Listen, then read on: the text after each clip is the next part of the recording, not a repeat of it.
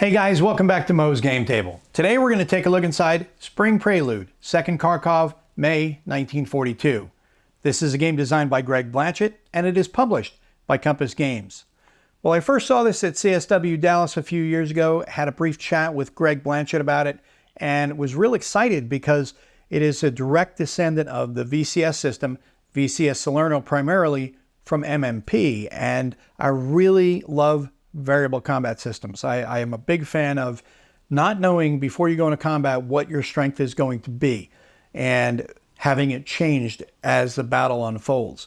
So when I heard that, I definitely was real excited, and now it is finally released. So let's take a look at the back of the box and see what this game's all about.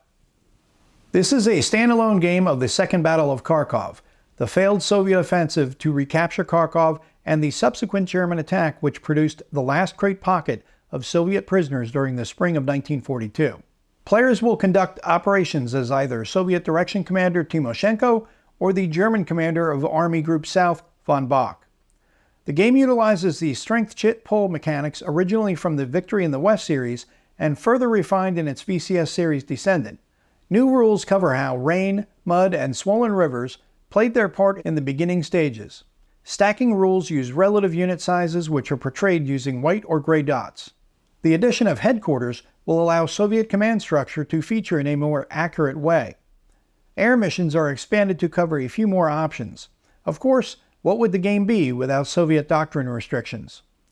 And we see the components at the top. We have two 22 by 34 inch maps, 3 counter sheets of 840 counters, a 28-page rulebook, 10 player aid cards, 2 6-sided dice, and a box and a lid. You can see an example of the counters here as well as the map. We have 4 scenarios down here: Northern Pincer, Izium Salient, Aggressive Timoshenko, and Passive Timoshenko. Complexity is rated at 5 or 6 out of 10. Time scale, 1 turn is 1 day. Each hex is 3 miles. Unit scale, German regiments and Soviet divisions with brigades and battalions as needed. It is for 1 to 2 players. The suitability for solitaire is high. And the average time to play is 8 hours for the full campaign or 2 hours for the introductory scenario. So let's take a look inside and see what we get. All right, we have our 2d6, our rulebook, the counter sheets, nicely shrink wrapped to protect them from falling out, player aid cards, and our nice thick maps. I love these new thick cardstock style maps from Compass. They're nice and durable. So let's set up the maps and take a closer look at the game. And here's a look at the map that comes with the game. You take the 2 sides, west and east, overlay slightly one on top of the other, and you get the overall playing surface. Lots going on here with terrain. As you can see, we've got level 2 and level 1 terrain. Level 2 terrain is the darker hexes. The lighter hexes are level 1 terrain. We have woods, marsh, wooded marsh. We've got villages, which are these white hexes here. We've got cities, as you can see, Kharkov, Belgorod at the top, and then at the bottom we have Dnipropetrovsk and Dnipro-Dzerzhinsk, as well as Poltava over here to the left side. We also have towns like we see here with Frunzensky or Novomoskovsk, and as you can see, each of these locations has these little red numbers in it. That's going to be your victory point locations, which we'll see over on the left-hand side, the list of all the victory locations. But we also have lakes, rivers, paved roads, railroads, and roads that are dotted throughout the map. You'll also see some red and gray hexes. Each of those is going to be something a little bit different. If it is a red circle, it is a Soviet entrenchment. If it is a gray circle, it is going to be an Axis entrenchment. The improved positions are going to be these dotted circles here. You've got Soviet improved positions, you've got Axis improved positions. So all that stuff is already on the map for you, which makes it a lot easier. At the top, we have the terrain key. Next to that, we have a breakdown of each of the counters in the game. Then we have the victory point schedule, victory level schedule, the Soviet high risk option. And as I was talking about with the victory point locations, you have this listing on the left-hand side, which is going to give you a list of all of the different victory locations, their values, and their map locations. So, for example, you have Gupilovka here. You'll see it On the left-hand side here, Gupalovka, it's not only listed in alphabetical order, but it also has the map hex number, West 2836, and the victory point, which is 5 points. It's that way for all of them throughout the game, so easy reference right on the map. Everything you need is right here on the map. Beautifully done map, and as I said before, nice thick cardstock that Compass is doing with their maps now, which is fantastic. Gives a lot more longevity to the maps and a heftier feel on the table. Next up, we have the player aid cards. Start off with the terrain effects chart. On the left-hand side, we have the listing of all the different types of terrain, then their movement costs for non-mech units, and then mech units under both dry and mud conditions. Next to that, we have the combat effects. On the next sheet, we get the turn record track. Next, we have the Axis player mat. This is going to give us our replacement and support point track and victory point tracks at the top.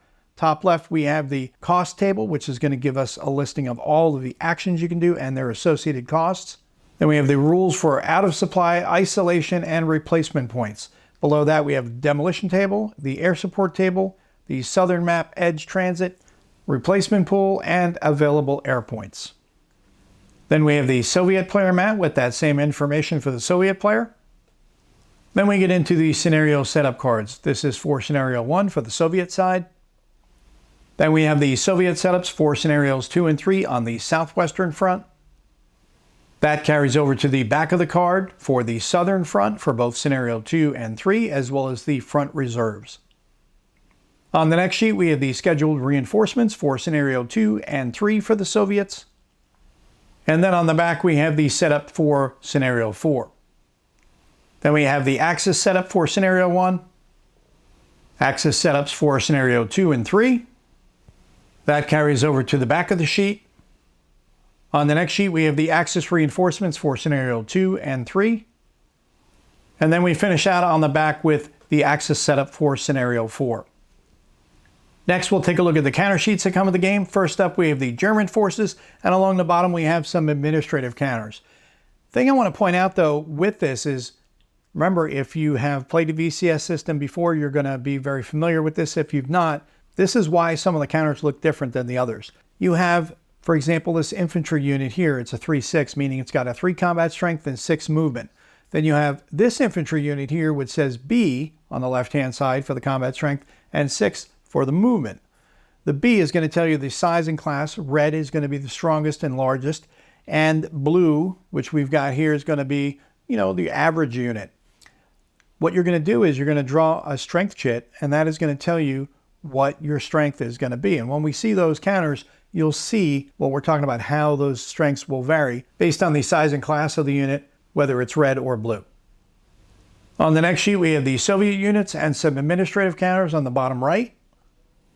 And then on the final sheet, we have the rest of the administrative counters for use in the game. And remember, the size and class chits that you're going to be pulling, you're going to have your red here and the blue. And you can see just by looking at them, the differences in their strengths.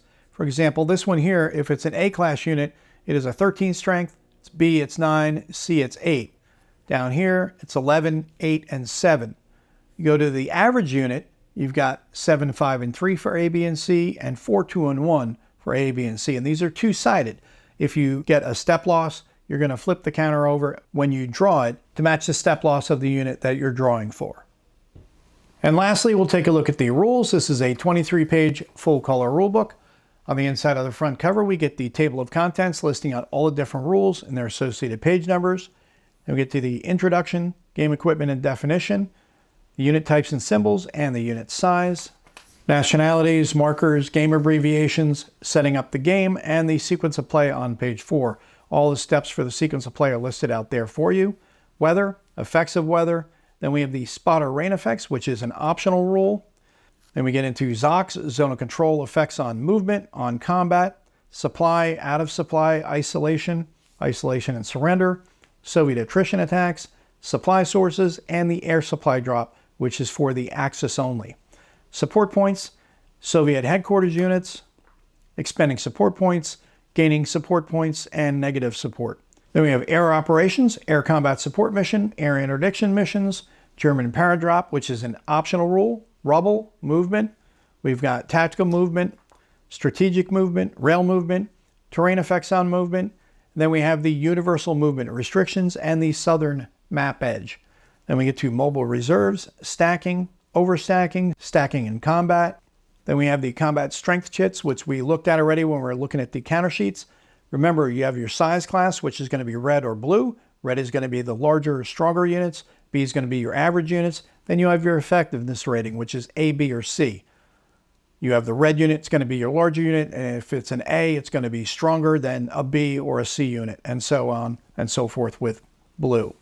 Then we have the fixed strength chits for some of the units that are just going to have their fixed strength on the counter. Cadre units, veteran units, and then there's a more random chit use optional rule. It says here, to add to the uncertainty and random nature of the combat system in Spring Prelude, units should surrender all full strength chits once every 4th turn in the accounting phase. Return these chits to the cup.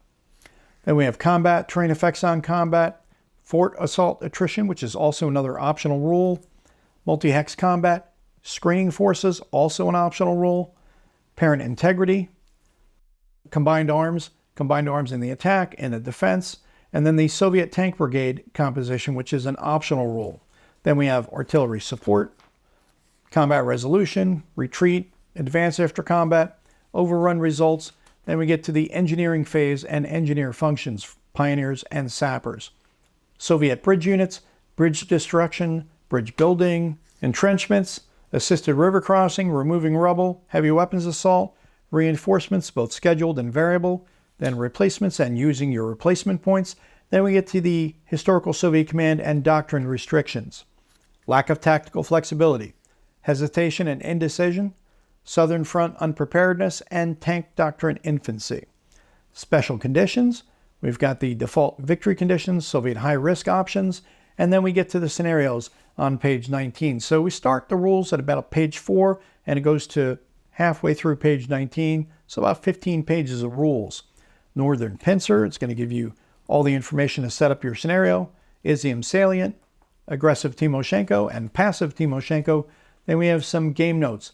First up for the Soviet player, and then the Axis player, as well as the designer's notes on the last page of the rulebook. Then on the back, we have the game turn outline. And that is a look at everything you get inside of Spring Prelude, 2nd Kharkov, May 1942. This is a game designed by Greg Blanchett, and it is published by Compass Games. Well, as you see here, we get a big playing area and a lot of variable terrain, as expected in the Kharkov region, for this battle. So it's going to be real interesting to see how it all plays out, especially with the variable combat chits. I love not knowing what the strengths are going to be for either side before you get into combat. Too often when we're playing games, we'll just, you kind of build up your stack as within the stacking restrictions, and you're trying to math it out, maximize what you've got, knowing what they've got for sure. And that does happen quite often, and it is even how things do work out in the real world. But with variable combat, that adds in a little bit of friction, because maybe that unit is in the middle of resupplying, or maybe they're just not really fully effective today for whatever reason. They got caught off guard, whatever. This is a very easy way of adding that variability in there so things fluctuate each time. You can't just sit down and turn it into a simple math problem. You've got to fight with what you got at that time. And sometimes it goes in your favor, sometimes it doesn't. But that is where the fun is, and I think the challenge as well. I love that variable combat system. I think it's really a fun way of doing things a different way. So I'm looking forward to getting this one on the table and checking it out. And this is available right now from Compass Games, so if you've not already placed your order, do so before it sells out and you have to wait for the reprint, because this is going to move pretty quickly. Well, I hope that helps you guys out if you've been curious about this one. If you have any comments or questions, post them down below. Thanks for tuning in, guys. See you next time.